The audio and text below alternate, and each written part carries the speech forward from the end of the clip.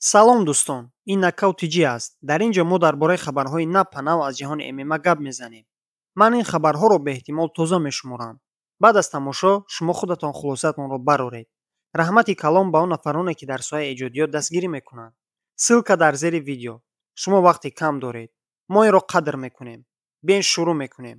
Рафтем.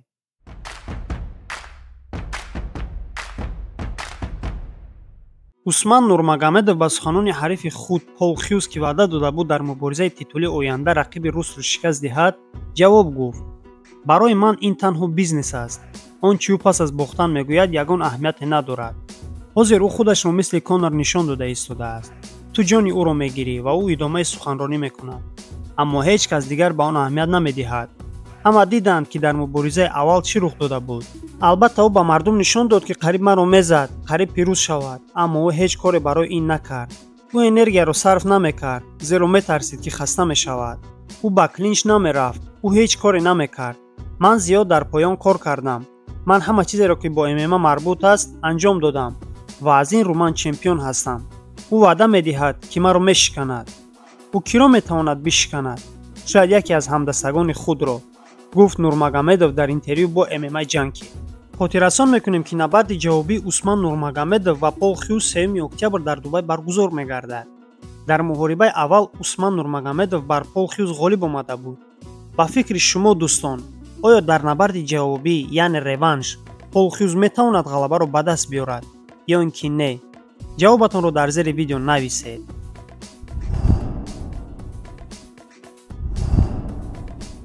чемпиони собиқи UFC ва шораҳи ташкилоти нейромандтарини ҷаҳон Майкл Биспинг аз набарди Ислам Махачев дар муборизаи титулии оянда бо Ҷек Дела Мадалена, ки Ислам дар ин мубориза фаворити асосӣ ба ҳисоб меравад, дар ҳайрат афтодааст.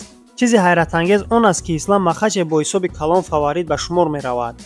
ман фикр мекунам, ин каме нобаробарии ҳуқуқӣ нисбат ба Ҷек Дела Мадалена аст. ин ҷанговар дар серия аз 18 ғалаба қарор дорад ва ӯ дар набарди охирини худ Белал Муҳаммадро шикаст дод. аз ҳама тейкдаунҳои Муҳаммад худро дифоъ кард ва пеш аз он ҳамаи греплерҳоро шикаст дод. агар Ислам ба қароре биёяд ки дар ҳолати росто бо Ҷек мубориза кунад, ин як қарори бад хоҳад буд. мушзании Ҷек ва кори пойҳояш ки бо он алоқаманд аст, яқинан бартарии бузург хоҳад буд. агар Ҷек Исламро шикаст диҳад, тааҷҷуб накунед, гуфт Майкл Биспинг. албатта дӯстон, ман шахсан бо гуфтаҳои Майкл Биспинг розӣ ҳастам.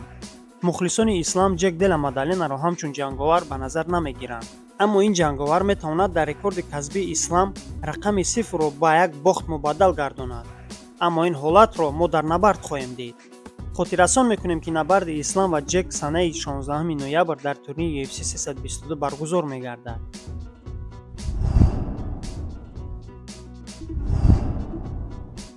Самандар Муродов, ҷанговари тоҷик, ба шартнома бастан бо яке аз ташкилотҳои бонуфузи ҷаҳон, яъне UFC, рӯзҳои кам ба шумор мондааст. Самандар аллакай тӯли чанд моҳ мешавад ки дар Иёлоти Муттаҳидаи Амрико қарор дорад ва машқу тамрин карда истодааст. чанд моҳи охир Самандар интизори ҷанг буд ва дар муддати кӯтоҳ, яъне бо UFC шартнома бастанд. аммо бо ин тарз вориди UFC шудан ба варзишгари мо муяссар нагардид ва акнун ӯ бо менеҷери худ ҳаракат карда истодааст ки бо UFC шартнома бандад. дар бораи шартнома бастани Самандар Муин Ғафуров хабар дод. биёед ин хабарро якҷоя тамошо мекунем.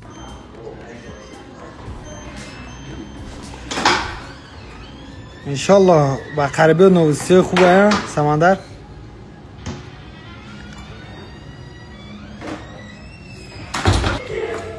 да UFC PA Las Vegas, UFC пушт, UFC зал дар ҳама каса. чӣ хеле ки мебинем, Муин ва Самандар дар UFC Performance Institute қарор доштанд. аз рӯи видео муайян карда мешавад ки онҳо барои шартнома бастан омадаанд, аммо ҳоло ин кор ба таври расмӣ эълон нагардидааст. ҳамин ки UFC бо Самандар шартнома ба имзо расонад, мо ба шумо ҳатман хабар медиҳем. акнун дӯстон, ба ман бигӯед ки шумо Самандарро дар UFC дидан мехоҳед? ҷавобатонро дар зери видео нависед ва ҳатман дар зери видео хэштег Самандар UFC нависед. хуб, акнун мегузарем ба хабари асосии видео. хилмани тоҷик аллакай ба майдон бармегардад. албатта ин хабари хуш аст. кай ва дар куҷо ва дар кадом турнир баромад кардани Муҳаммадро мо ба шумо мегӯем. Пеш аз эълон кардани хабар, биед каме дар бораи ҷанговароне ки муддати дароз дар UFC набард намекунанд ҳарф бизанем. чаро Нурулло Алиев, Лоиқ Раҷабов ва Муин Ғафуров набард баргузор намекунанд? Сабаб дар менеҷери ҷанговар аст ё ин ки худи варзишгар? барои дар ташкилоти бонуфуз набард кардан ту бояд дар шабакаҳои интернетӣ машҳур бошӣ, зеро дар UFC донистани забони англисӣ нақши калон мебозад.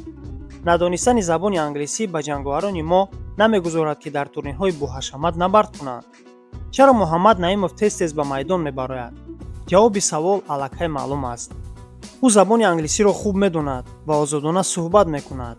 бинобар аз ҳамин сабаб ӯ дар турнирҳои боҳашамат набард мегузаронад. мо ба ҷанговарони ояндае ки бо UFC шартнома бастан мехоҳанд, хоҳони онем ки сараввал забони хориҷиро омӯзанд, то ки онҳо фикру ақидаашонро озодона дар шабакаҳои иҷтимоӣ баён кунанд. мо умедвори онем ки Нурулло, Лоиқ ва Муин тез-тез ба майдон меоянду мо мухлисонашонро ба ҷангҳои худ шод мегардонанд. эҳтимоли калон аст ки Муҳаммад Наимов дар турнири UFC Fight Nights Қатар набард хоҳад кард. дар ин бора аллакай гуфтушунидҳо рафта истодааст. худи Муҳаммад дар шабакаи Instagram чунин нависонд: макони навбатӣ иншоаллоҳ. дӯстон, номи рақиб аллакай маълум аст, аммо ҳолу ҷанговарон розигии худро ба таври расмӣ нагуфтаанд ва мо наметавонем хабари бардурӯғ ба шумо эълон кунем. аммо каме бошад биед фикр мекунем. ман фикр мекунам ки Муҳаммад Наимов бо эҳтимоли калон бо Гига Чикадзе 22 ноябр мубориза хоҳад бурд. аммо ин фикри шахсии ман аст дӯстон.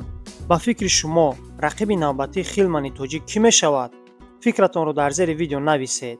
рӯзҳои наздик номи рақиб муайян мегардад ва мо ҳатман ба шумо хабар медиҳем. дар ҳамин ҷо бошад мо видеои имрӯзаро ба охир мерасонем. пайгири шабакаи Knockout TG бошед, зеро мо ҳамарӯза хабарҳои навро аз ҷаҳони ММА пешкаш шумо мегардонем. боқӣ тансияту хонаобод бошед. то видеои навбатӣ.